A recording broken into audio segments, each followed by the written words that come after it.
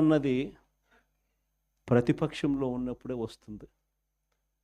ప్రతిపక్షంలో ఏ నాయకుడైనా ఎదగలుగుతాడు, ఎవరైనా నాయకుడు కాగలుగుతాడు. అయితే 2 గుణాలు ఉండాలి. ఒకటి ప్రజలకు అందుబాటులో ఉండడం, రెండవది చిక్కటి చిరునవ్వుతో పలకరింపు. 2 ఖచ్చితంగా ఉండాలి. ప్రతిపక్షంలో ఉండాల్సింది మరొక మేజర్ గుణం ఏమిటి అని అంటే, ప్రజలకు ఏదైనా సమస్య వచ్చినప్పుడు ప్రజల తరపున మనం ప్రజలకు తోడుగా నిలబడగలగడం. ఈ 3 చేయగలిగితే ఎవరైనా లీడర్ కాగలుగుతాడు. ఇక్కడి నుంచి స్టార్ట్ చేయండి. నియోజకవర్గం స్థాయిలో నియోజకవర్గ అధ్యక్షుడిగా ఉన్న ప్రతి ఒక్కరికి నేను చెప్తా ఉన్నా, ఈ రోజు నుంచి స్టార్ట్ చేయండి. మనం ఈరోజు చూసేది యూత్ అధ్యక్షుడిగా, నియోజకవర్గం ఇన్ఛార్జిగా, యూత్ అధ్యక్షుడిగా ఫస్ట్ అడిగే ఇది.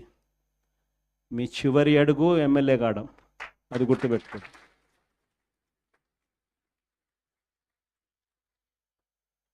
ఎదగడం మీ చేతుల్లో ఉంది, మిమ్మల్ని పెంచడం నా చేతుల్లో ఉంది.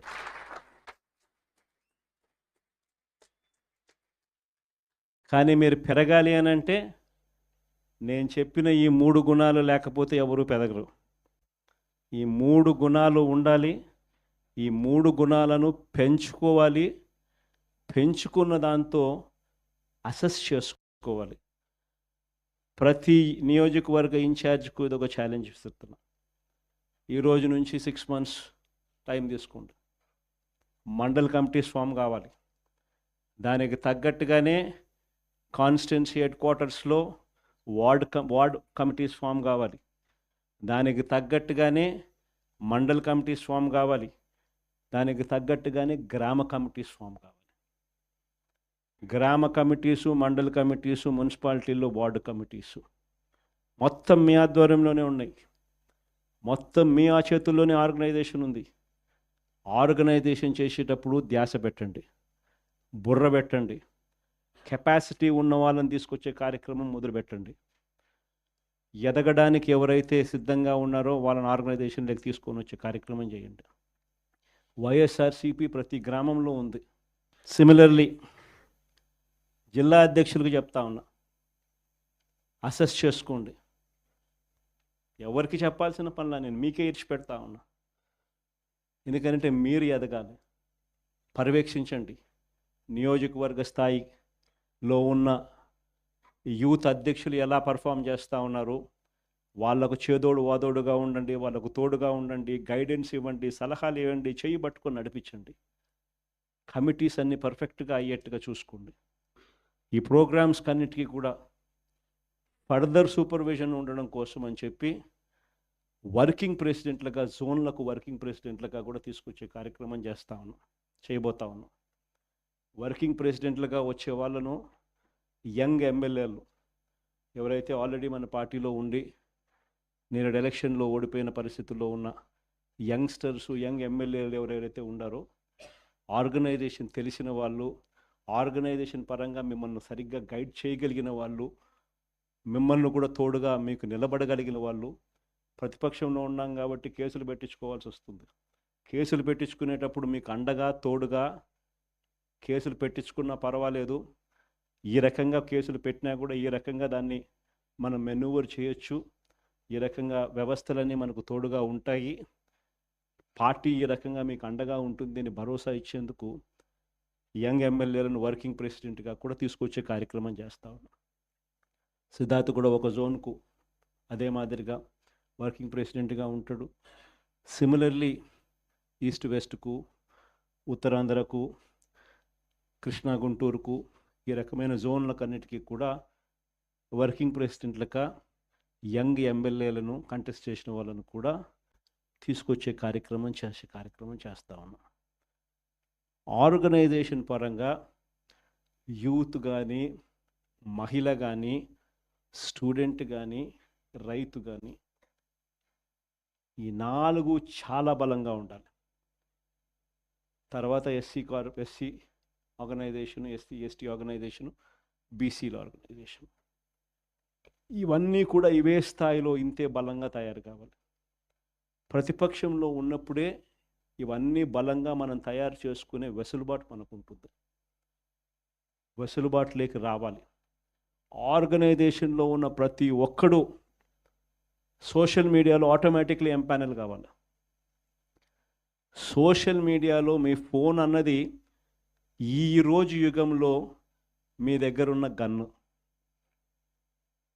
మీ దగ్గరున్న గన్ను ఈరోజు యుగంలో, ఈ సోషల్ మీడియా యుగంలో మీ దగ్గరున్న ఏకైక వెపన్, ఏకైక గన్ను మీ ఫోను. ఆర్గనైజేషన్ పరంగా మీరు దాంట్లో ఎంపానల్ అయిపోయి ఉండాలి. మీతో పాటు మీరు క్రియేట్ చేసి ఆర్గనైజేషన్ గ్రామస్థాయి దాకా కూడా ఆ ఆర్గనైజేషన్లో పార్టీ కావాలి. ప్రతి ఒక్కరి చేతిలోనూ కూడా మీకు అన్యాయం జరిగితే ఆ అన్యాయం నాకు జరిగింది అని చెప్పి మీరు ఆ మాధ్యమంలో మీరు చెబితే ఆ మాధ్యమం ద్వారా పార్టీ హైకమాండ్ మా దాకా కూడా తెలియడమే కాకుండా రాష్ట్ర వ్యాప్తంగా ఉన్న మొత్తం వైఎస్ఆర్సీపీ శ్రేణులందరికీ కూడా ఈ మెసేజ్ వెళ్ళిపోవాలి. ఎవరికి ఎక్కడ ఏ అన్యాయం జరిగినా కూడా మొత్తం పార్టీ తనకు తోడుగా నిలబడే కార్యక్రమం జరగాల. ఇది విజన్. నా జిల్లా ప్రోగ్రాములు కూడా మళ్ళీ ఉంటాయి. నా ప్రోగ్రాంతో పాటు చివరిలో నా పాదయాత్ర కూడా ఎట్టగో జరుగుతుంది.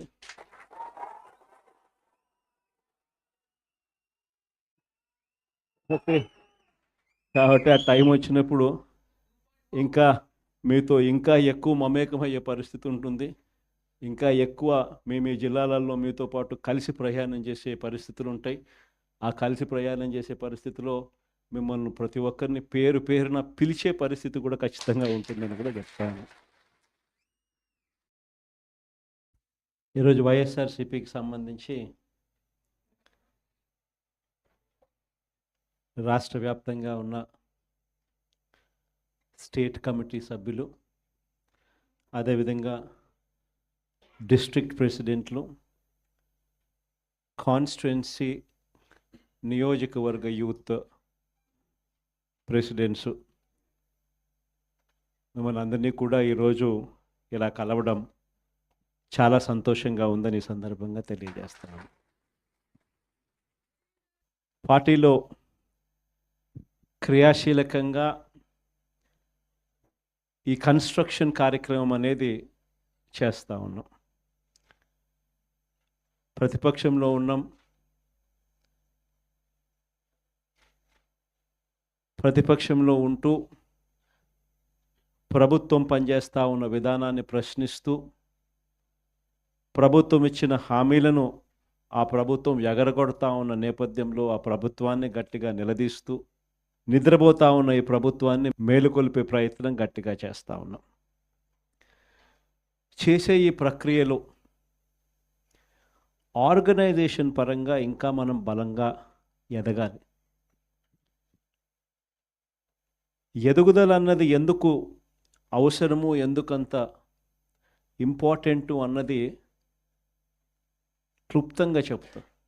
ఈరోజు మన పార్టీని చూసినప్పుడు చాలామంది ఎమ్మెల్యేలు కొత్త వాళ్ళే.